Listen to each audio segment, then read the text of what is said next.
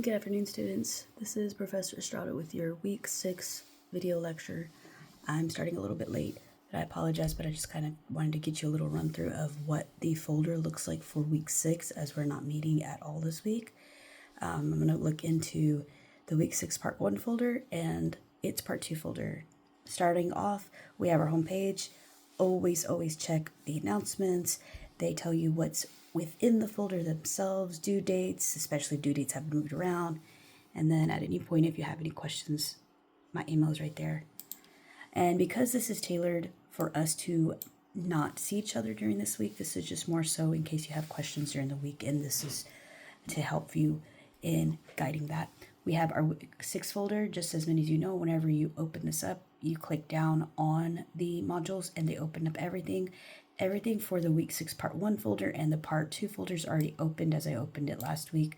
And while it looks like a lot, it's just more so the resources that you would see, such as lecture slides, the project, the research paper instructions, and its sources. I'm going to go in real quick and show you a little bit about what's in each one. So this is the Week 6 Day 1 lecture as we normally would have it in class. I'm going to zoom out a little bit. I'm in my office doing this. And these are our lectures.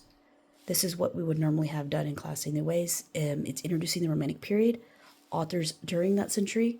We're also going to be looking at the introduction of our research paper and a couple of authors this week. And I would say right here, because I have added a couple of extra extended days from the Week 5 folder, always go to that Week 5 folder and look at its due date if it's changed, but also during this one. So if you're looking at this lecture slide, these slides and the due date is different, always refer to what's posted in the folder. So this is the contents that you will see in the Week 6 folder. You have lecture slides that we're looking at right now. We also have the essay, which is our research paper, and the annotated bibliography. I also included your sources that you were going to be looking at, such as the JSTOR database, which is not included through Hill College, but it is extremely helpful. We have the Purdue OWL website, but also the library LibGuides, a starting point to finding databases within the library. We're also going to be looking at a few poems this week. We're looking at an essay written by Elizabeth Peabody. Many of you have already looked at some of these authors as we presented them in our group project presentations, so this is just really good review.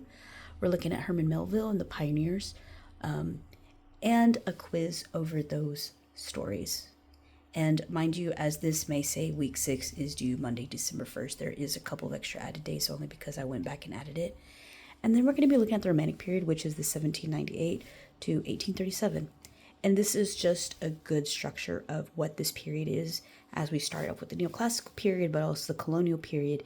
This is really good to end because it brings us about as to the structure of who these writers were during this time, and as we reflect on what we already written. So these are some good lecture slides for us to look at. The emergence of the American Romanticism, celebration of the common man, which is something that you're going to be seeing the majority in some of your later Week 5 stories, but also in the Week 6 stories. And the aesthetic of nature was something that was extremely important to their writers, and this is seen in their works. They prized emotion and the individual self in relation to the outer world, and that man's relation to nature and more primitive considerations. And these are just really good to look at. As we were traditionally based in the classroom, you'd be able to have a more in-depth discussion as we look at what this is. And I just simply ask that you guide yourself through these, whether you read these out loud or kind of look at these. During this time period was placed on the emphasis of imagination and creativity, considered writers who yearn to define American national identity that is separate from Europe. And I'm just screening outwards. Now, the Romanticism is marked by a focus on individualism, an emphasis on nature, motion over reason, freedom over form, and the exploration of the Gothic and unknown. And during some of these stories, you get to see that. And we look at the focus of individual, more focused on it with this emphasis of what these look like. And each of these key elements is defined, and they give their own slide on what they are. We look at the romantic hero and not just so much someone that is going by and saving everybody in the stereotype that we know all too well, but it's mostly someone that is a piece of their own work, looking at who they are. But sometimes this is just an ordinary person that's just doing extraordinary things. We look at the celebration of nature. Many American writers, such as Walt Whitman, nature was a source of spirituality. So living in nature, oneself connected to nature, we look at this more in-depth philosophy of who we are, know thyself, be true to thyself. And many of our slides during this time focused on the Romanticism and what they look like as key elements. We have emotion over reason. And then we dive into a little bit of the Gothic, which is the unknown. And then we look at some of these authors, mainly from week 5, that explored this, such as Edgar Allan Poe, Longfellow, who did well with looking at the darker side of what writing was. And then our spotlight authors this week are Herman Melville, taking a look at who he was as a whole in his bio. We mostly know him from Moby Dick, but he also wrote incredible other stories. And then he lived in a farm near Nathaniel Hawthorne, 15 years older than him, and then that's where he published the Scarlet Letter. They were lifelong friends. These are some of his famous works, which you'll be reading Bartleby the Scrivener. We also look at Elizabeth Peabody. Someone in class already covered her as their group project presentation, or I would say other people have. And this is just a really good review of who she is if you've forgotten. And it's just really incredible to be looking at some of her essays, some of her works. We also look at James Fenimore Cooper. We explored some of his writing from the very beginning, his Leatherstocking Tales. And this is where we get Hawkeye from. The Last of the Mohicans, The Pioneers of the Prairie, some of his more famous works. Okay. Then I'm simply going to exit out of the lecture because there's other things that I wanted to show you guys. So we have the essay instructions. Again, they're outside of my office. If you want to go and grab copies of it, you're more than welcome to. I have a helpful guide on looking at sources if you need to know how to go in and looking at sources through a database or through the Hill College LibGuides. We understand that this is a research paper that requires a works cited page. And so we have to understand the review of what MLA is and what a works cited page will look like. Depending on the topic that you ask of for your essay, you may require a few more sources, and we just have to make sure that we understand how to get to them. So if you're looking at them through the Hill College website, I did like a step-by-step guide right here that shows you how to get into the databases. If you were looking outside of another database such as JSTOR, this is how you would get in. It's just like step-by-step screenshots on how you would find them and how you would filter out if you're looking for specific ranges. Knowing that JSTOR, you can automatically just copy and paste its citation and it's found for the works cited page. But I also included right here the citations for specific things. So if you need to know how to cite an article from an online journal, I included it right here as well. I also included for your benefit the JSTOR database. It's the outside database that we don't have through Hill College. We also have the Hill College LibGuides. It's just the go-to homepage for all of Hill College's databases. We understand that databases are online collections of books, media, links, and so each of these have hundreds and hundreds of sources. So if you're looking for something specific, I would suggest EBSCOhost, Salem, Bloom Literature, Gale, Academic One File. Any one of those sources are really good. But also right here, just as a review, I opened up this website called Purdue OWL. And within this website, it's just really good with links of how you would cite sources. If you need help citing something from specifically, or looking at what a works cited page looks like, or annotated bibliography, because these are things that are being required of us. So the majority of what this is our essay. And so I pulled out the essay so that you have it. This is our analytical essay. It's our research paper. This assignment is comprised of 2 sections. The essay itself, which includes the works cited page, but also the annotated bibliography. So it's zoomed out so that you can see it. Let me try to zoom a little bit more. So Okay, so section 1 is the essay. And just like we would normally have it in class, you are simply going to pick one of the topics that are presented to you and explore it within its range. And so you get to choose any one of these topics. Let's look at these topics so that you can write your essay and evaluate. Okay, so depending on the topic itself, that's how many sources you may need. So these are the topics for this essay. Choose an element from the colonial period that was highly evident and evaluate it. And you would use 2 to 3 authors or their works to support this. Explain 3 main points that are referred and repeated in the sermon by Jonathan Edwards, Sinners in the Hands of an Angry God. Explain what sins Jonathan Edwards calls out and use in text citations. Walt Whitman was the first author who was mentioned within the semester. Recall his poem, A Song of Myself, and I Hear America Singing, and explain how each of these texts depict early American literature.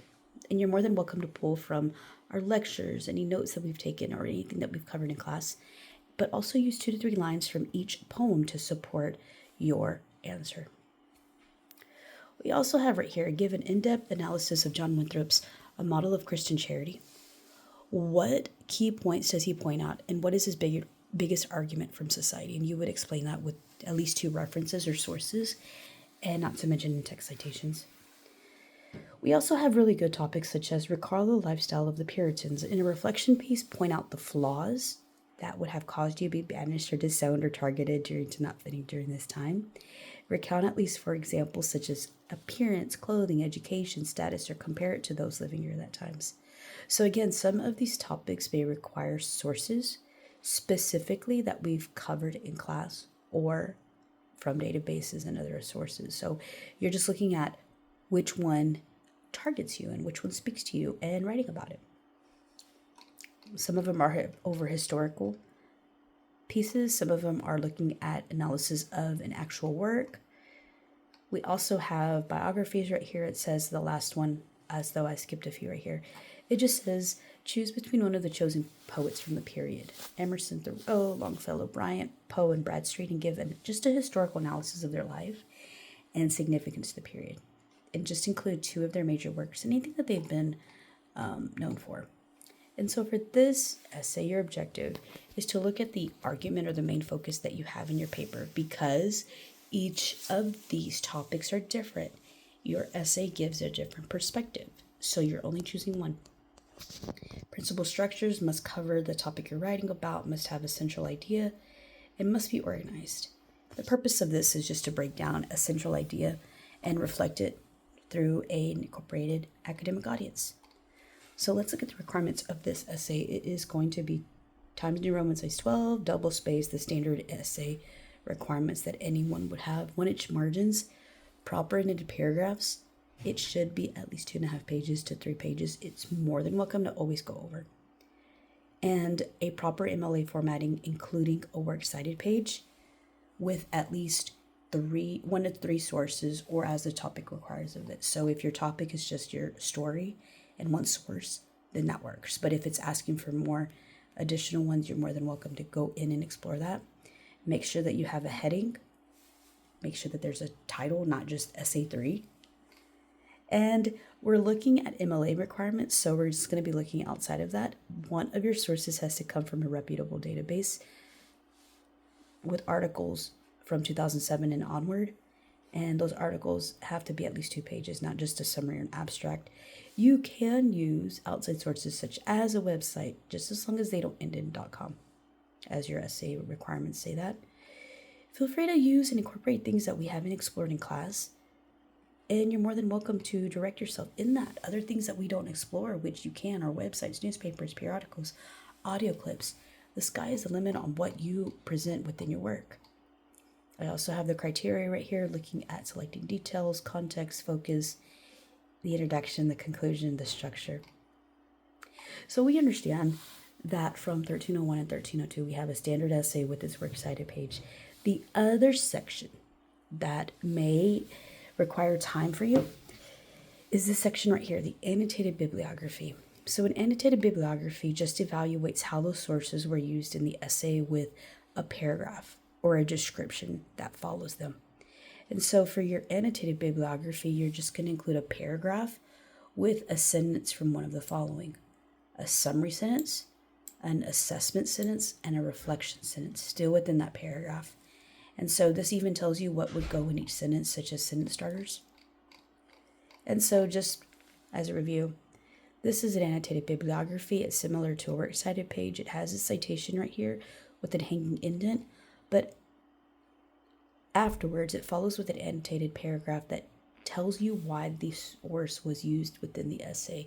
How was it explored? Was it pulled from online? How does it develop or support your claim? So this is just simply a simple paragraph that has a sentence of a summary sentence, an assessment sentence, and reflection sentence. So you're not doing a paragraph of each category. You're simply writing a sentence of each within a paragraph. So it's still a summary sentence, an assessment sentence, and a reflection sentence. And then I go as far as to show you the remaining class schedule. You are more than welcome to look at that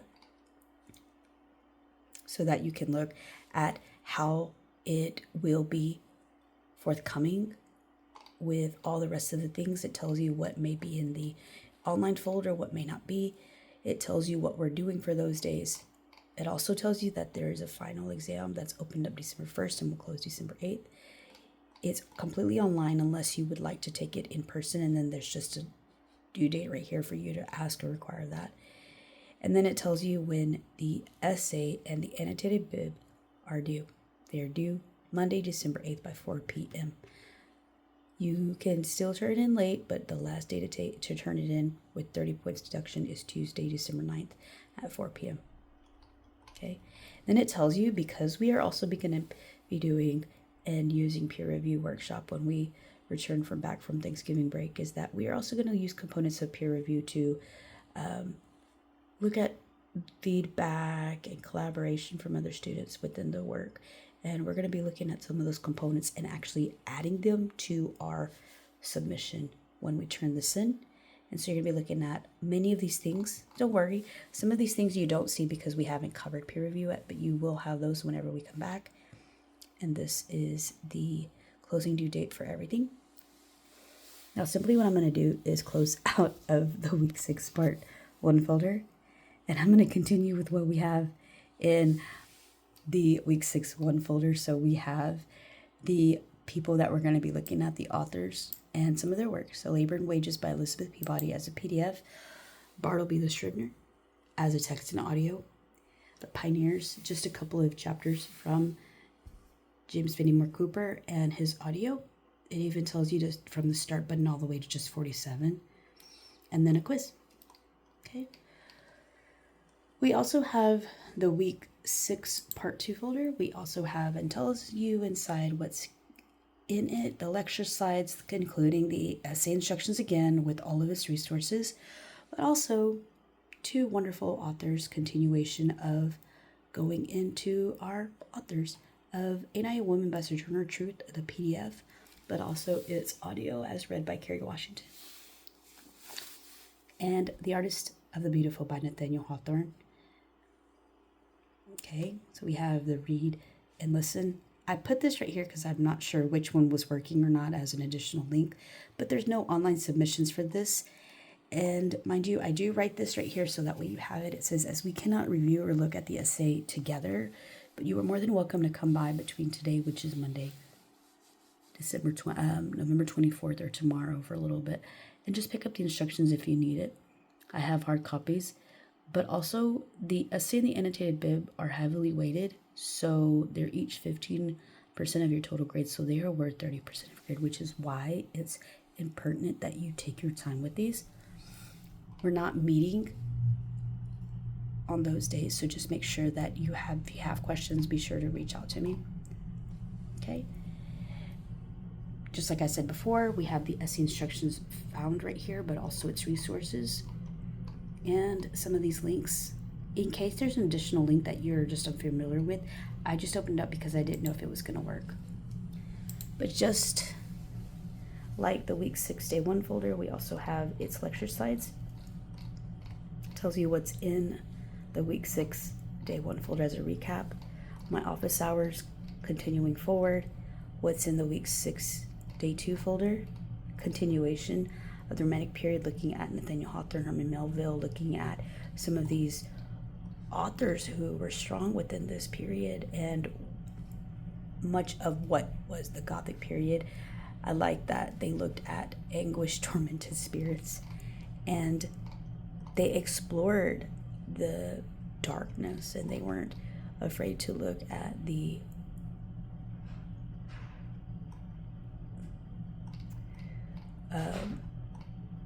darker side of everything. So we have bios of Sojourner Truth. We look at who she was as a whole. We look at some of her works, as we're looking at Ain't I a Woman? Nathaniel Hawthorne, of course, looking at some of his works, as well as his bio.